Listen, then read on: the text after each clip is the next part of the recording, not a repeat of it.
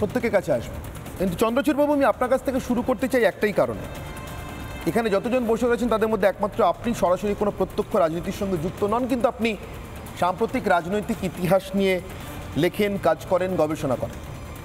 আমি আপনার কাছ থেকে জানতে চাইছি, একবিংশ শতাব্দীতে দাঁড়িয়ে ভারতের একটি অঙ্গরাজ্যের মুখ্যমন্ত্রীর মানুষের যত কাজই তিনি করে দিয়ে থাকুন না কেন, কেন সেই কাজগুলোকে তার হেল্প বা সাহায্য বলে মনে হচ্ছে, কখন মনে হতে পারে?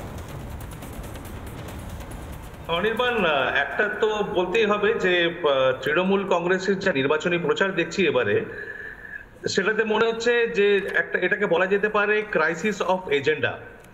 এটা বোঝা যাচ্ছে না, যে কোনো নেতা, মুখ্যমন্ত্রী থেকে শুরু করে যে কোনো নেতার বক্তৃতা শুনলেই বোঝা যাচ্ছে না এটা রাজ্যের নির্বাচন হচ্ছে না দেশের নির্বাচন হচ্ছে।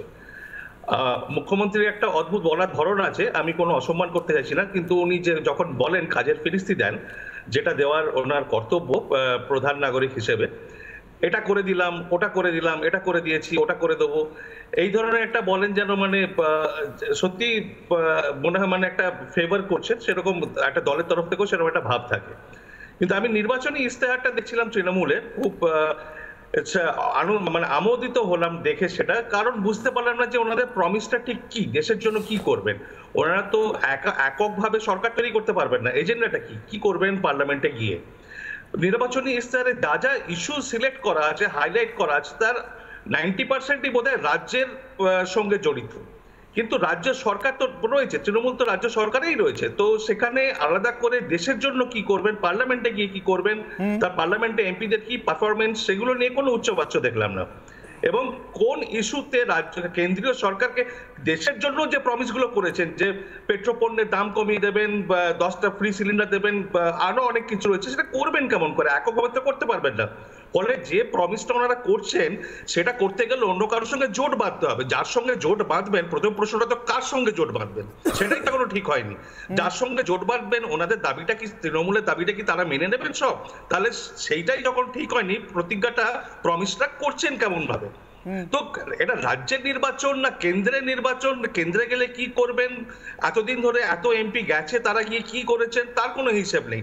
কিন্তু একটা অন্যদিকে দেখছি, আমি আর 10 সেকেন্ড নেবো অনেকবার, একটা অদ্ভুত ভয় দেখানোর একটা প্রচেষ্টা চলছে যে বিজেপি এলে কি কি ক্ষতি হয়ে যাবে লোকজনের, যারা মাইনরিটি আছে তাদের কত বড় ক্ষতি হয়ে যাবে, এসসি এসটি কত বড় ক্ষতি হয়ে যাবে, কার কোন ভাতা কেড়ে নেওয়া হবে, একটা ভয় ভীতির একটা পরিবেশ তৈরি করার সৃষ্টি চলছে। ফলে মানে এত ডিফিউজড একটা আনথিঙ্কিং একটা এজেন্ডা চালানো হচ্ছে, যেখানে বুঝে ওঠা মুশকিল যে ওনারা কি বলতে চাইছেন, কি প্রমিস করছেন, কি অ্যাসিওর করছেন, আর কি দেবেন, কি দিতে পারেন। বেশ, আমি এখান থেকে অনির্বাণ প্রত্যেকের কাছে আসবো, কিন্তু চন্দ্রচূড় বাবু আমি আপনার কাছ থেকে শুরু করতে চাই একটাই কারণে। এখানে যতজন বসে রয়েছেন তাদের মধ্যে একমাত্র আপনি সরাসরি কোনো প্রত্যক্ষ রাজনীতির সঙ্গে যুক্ত নন, কিন্তু আপনি সাম্প্রতিক রাজনৈতিক ইতিহাস নিয়ে লেখেন, কাজ করেন, গবেষণা করেন। আমি আপনার কাছ থেকে জানতে চাইছি, একবিংশ শতাব্দীতে দাঁড়িয়ে ভারতের একটি অঙ্গরাজ্যের মুখ্যমন্ত্রীর মানুষের যত কাজই তিনি করে দিয়ে থাকুন না কেন, কেন সেই কাজগুলোকে তার হেল্প বা সাহায্য বলে মনে হচ্ছে, কখন মনে হতে পারে? অনির্বাণ, একটা তো বলতেই হবে যে তৃণমূল কংগ্রেসের যে নির্বাচনী প্রচার দেখছি এবারে, সেটাতে মনে হচ্ছে যে এটাকে বলা যেতে পারে ক্রাইসিস অফ এজেন্ডা। এটা বোঝা যাচ্ছে না, যে কোনো নেতা, মুখ্যমন্ত্রী থেকে শুরু করে যে কোনো নেতার বক্তৃতা শুনলেই বোঝা যাচ্ছে না এটা রাজ্যের নির্বাচন হচ্ছে না দেশের নির্বাচন হচ্ছে। মুখ্যমন্ত্রীর একটা অদ্ভুত বলার ধরন আছে, আমি কোনো অসম্মান করতে চাইছি না, কিন্তু উনি যে যখন বলেন কাজের ফিরিস্তি দেন, যেটা দেওয়ার ওনার কর্তব্য প্রধান নাগরিক হিসেবে, এটা করে দিলাম, ওটা করে দিলাম, এটা করে দিয়েছি, ওটা করে দেবো, এই ধরনের একটা বলেন যেন মানে সত্যি মনে হয় মানে একটা ফেভার করছেন, সেরকম একটা দলের তরফ থেকেও সেরকম একটা ভাব থাকে। কিন্তু আমি নির্বাচনী ইস্তেহারটা দেখছিলাম তৃণমূলে, খুব মানে আমোদিত হলাম দেখে সেটা, কারণ বুঝতে পারলাম না যে ওনাদের প্রমিসটা ঠিক কি, দেশের জন্য কি করবেন। ওনারা তো এককভাবে সরকার তৈরি করতে পারবেন না, এজেন্ডাটা কি কি করবেন পার্লামেন্টে গিয়ে। নির্বাচনী ইস্তেহারে যা যা ইস্যু সিলেক্ট করা আছে, হাইলাইট করা আছে, তার 90%ই বোধহয় রাজ্যের সঙ্গে জড়িত।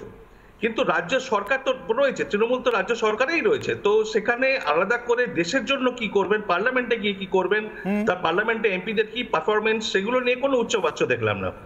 এবং কোন ইস্যুতে রাজ্য কেন্দ্রীয় সরকারকে দেশের জন্য যে প্রমিসগুলো করেছেন, যে পেট্রোপণ্যের দাম কমিয়ে দেবেন বা 10টা ফ্রি সিলিন্ডার দেবেন বা আরো অনেক কিছু রয়েছে, সেটা করবেন কেমন করে? এককভাবে তো করতে পারবেন না। ফলে যে প্রমিসটা ওনারা করছেন সেটা করতে গেলে অন্য কারোর সঙ্গে জোট বাঁধতে হবে। যার সঙ্গে জোট বাঁধবেন, প্রথম প্রশ্নটা তো কার সঙ্গে জোট বাঁধবেন, সেটাই তো কোনো ঠিক হয়নি। যার সঙ্গে জোট বাঁধবেন ওনাদের দাবিটা কি, তৃণমূলের দাবিটা কি তারা মেনে নেবেন সব? তাহলে সেইটাই যখন ঠিক হয়নি, প্রতিজ্ঞাটা প্রমিসটা করছেন কেমন ভাবে? তো এটা রাজ্যের নির্বাচন না কেন্দ্রের নির্বাচন? কেন্দ্রে গেলে কি করবেন, এতদিন ধরে এত এমপি গেছে তারা গিয়ে কি করেছেন তার কোনো হিসেব নেই। কিন্তু একটা অন্যদিকে দেখছি, আমি আর 10 সেকেন্ড নেবো অনেকবার, একটা অদ্ভুত ভয় দেখানোর একটা প্রচেষ্টা চলছে যে বিজেপি এলে কি কি ক্ষতি হয়ে যাবে লোকজনের, যারা মাইনরিটি আছে তাদের কত বড় ক্ষতি হয়ে যাবে, এসসি এসটি কত বড় ক্ষতি হয়ে যাবে, কার কোন ভাতা কেড়ে নেওয়া হবে, একটা ভয় ভীতির একটা পরিবেশ তৈরি করার সৃষ্টি চলছে। ফলে মানে এত ডিফিউজড একটা আনথিঙ্কিং একটা এজেন্ডা চালানো হচ্ছে, যেখানে বুঝে ওঠা মুশকিল যে ওনারা কি বলতে যাচ্ছেন, কি প্রমিস করছেন, কি অ্যাসিওর করছেন, আর কি দেবেন, কি দিতে পারেন। বেশ, আমি এখান থেকে অনির্বাণ প্রত্যেকের কাছে আসবো, কিন্তু চন্দ্রচূড় বাবু আমি আপনার কাছ থেকে শুরু করতে চাই একটাই কারণে। এখানে যতজন বসে রয়েছেন তাদের মধ্যে একমাত্র আপনি সরাসরি কোনো প্রত্যক্ষ রাজনীতির সঙ্গে যুক্ত নন, কিন্তু আপনি সাম্প্রতিক রাজনৈতিক ইতিহাস নিয়ে লেখেন, কাজ করেন, গবেষণা করেন। আমি আপনার কাছ থেকে জানতে চাইছি, একবিংশ শতাব্দীতে দাঁড়িয়ে ভারতের একটি অঙ্গরাজ্যের মুখ্যমন্ত্রীর মানুষের যত কাজই তিনি করে দিয়ে থাকুন না কেন, কেন সেই কাজগুলোকে তার হেল্প বা সাহায্য বলে মনে হচ্ছে? কখন মনে হতে পারে? অনির্বাণ, একটা তো বলতেই হবে যে তৃণমূল কংগ্রেসের যা নির্বাচনী প্রচার দেখছি এবারে, সেটাতে মনে হচ্ছে যে একটা, এটাকে বলা যেতে পারে ক্রাইসিস অফ এজেন্ডা। এটা বোঝা যাচ্ছে না, যে কোনো নেতা, মুখ্যমন্ত্রী থেকে শুরু করে যে কোনো নেতার বক্তৃতা শুনলেই বোঝা যাচ্ছে না এটা রাজ্যের নির্বাচন হচ্ছে না দেশের নির্বাচন হচ্ছে। মুখ্যমন্ত্রীর একটা অদ্ভুত বলার ধরন আছে, আমি কোনো অসম্মান করতে চাইছি না, কিন্তু উনি যে যখন বলেন কাজের ফিরিস্তি দেন, যেটা দেওয়ার ওনার কর্তব্য প্রধান নাগরিক হিসেবে, এটা করে দিলাম, ওটা করে দিলাম, এটা করে দিয়েছি, ওটা করে দেবো, এই ধরনের একটা বলেন যেন মানে সত্যি মনে হয় মানে একটা ফেভার করছেন, সেরকম একটা দলের তরফ থেকেও সেরকম একটা ভাব থাকে। কিন্তু আমি নির্বাচনী ইস্তেহারটা দেখছিলাম তৃণমূলের, খুব মানে আমোদিত হলাম দেখে সেটা, কারণ বুঝতে পারলাম না যে ওনাদের প্রমিসটা ঠিক কি, দেশের জন্য কি করবেন। ওনারা তো এককভাবে সরকার তৈরি করতে পারবেন না, এজেন্ডাটা কি, কি করবেন পার্লামেন্টে গিয়ে। নির্বাচনী ইস্তেহারে যা যা ইস্যু সিলেক্ট করা আছে, হাইলাইট করা আছে, তার 90%ই বোধহয় রাজ্যের সঙ্গে জড়িত। কিন্তু রাজ্য সরকার তো রয়েছে, তৃণমূল তো রাজ্য সরকারেই রয়েছে, তো সেখানে আলাদা করে দেশের জন্য কি করবেন, পার্লামেন্টে গিয়ে কি করবেন, তার পার্লামেন্টে এমপিদের কি পারফরমেন্স, সেগুলো নিয়ে কোনো উচ্চবাচ্য দেখলাম না। এবং কোন ইস্যুতে রাজ্য কেন্দ্রীয় সরকারকে দেশের জন্য যে প্রমিসগুলো করেছেন, যে পেট্রোপণ্যের দাম কমিয়ে দেবেন বা 10টা ফ্রি সিলিন্ডার দেবেন বা আরো অনেক কিছু রয়েছে, সেটা করবেন কেমন করে? এককভাবে তো করতে পারবেন না। ফলে যে প্রমিসটা ওনারা করছেন সেটা করতে গেলে অন্য কারোর সঙ্গে জোট বাঁধতে হবে। যার সঙ্গে জোট বাঁধবেন, প্রথম প্রশ্নটা তো কার সঙ্গে জোট বাঁধবেন, সেটাই তো কোনো ঠিক হয়নি। যার সঙ্গে জোট বাঁধবেন ওনাদের দাবিটা কি, তৃণমূলের দাবিটা কি তারা মেনে নেবেন সব? তাহলে সেইটাই যখন ঠিক হয়নি, প্রতিজ্ঞাটা প্রমিসটা করছেন কেমন ভাবে? তো এটা রাজ্যের নির্বাচন না কেন্দ্রের নির্বাচন? কেন্দ্রে গেলে কি করবেন, এতদিন ধরে এত এমপি গেছে তারা গিয়ে কি করেছেন তার কোনো হিসেব নেই। কিন্তু একটা অন্যদিকে দেখছি, আমি আর 10 সেকেন্ড নেবো অনেকবার, একটা অদ্ভুত ভয় দেখানোর একটা প্রচেষ্টা চলছে যে বিজেপি এলে কি কি ক্ষতি হয়ে যাবে লোকজনের, যারা মাইনরিটি আছে তাদের কত বড় ক্ষতি হয়ে যাবে, এসসি এসটি কত বড় ক্ষতি হয়ে যাবে, কার কোন ভাতা কেড়ে নেওয়া হবে, একটা ভয় ভীতির একটা পরিবেশ তৈরি করার সৃষ্টি চলছে।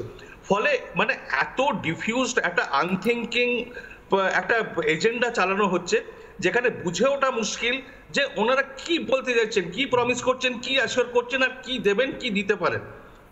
বেশ, আমি এখান থেকে অনির্বাণ